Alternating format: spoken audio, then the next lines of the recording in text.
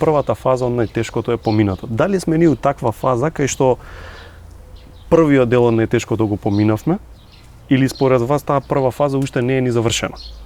Кај сме у моментов? Една фаза сигурно помина. Пројдовме.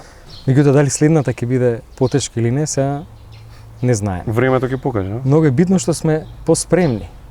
И колку и да биде тешка оваа следна фаза што ќе дојде, што сите ја очекуваат, не само ние, сите земји во светот. Сметам дека многу подобро ќе изменаџираме заради тоа што сме поспремни, поради тоа што имаме повеќе искуство, поради тоа што го спремивме системот да може да одговори на тие предизвици.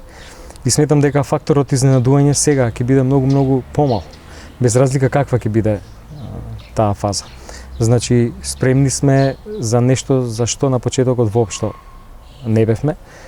Ги поставивме работите така да можеме да одговориме и на многу поголем предизвик сега.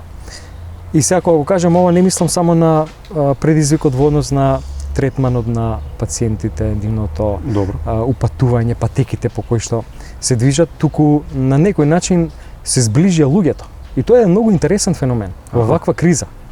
Знаете, докторите во клиниките, директорите на клиниките на болниците, членовите на Комисијата за заразни болести, искусни епидемиолози, викаат браќи и сестри станавме. Сегодня сме заедно од сабајле до вечер. И тоа дава уште еден дополнителен поттик на тимската работа. Многу интересен феномен. Тоа го коментиравме баш пред некој ден. И мислам дека тоа уште повеќе им дава ентузијазам во работата.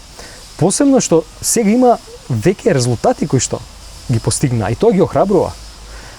Ајде сега ќе правиме дополнителни капацитети. Уште повеќе ќе читаме, ќе се спремаме, па ќе учиме од странските искуства.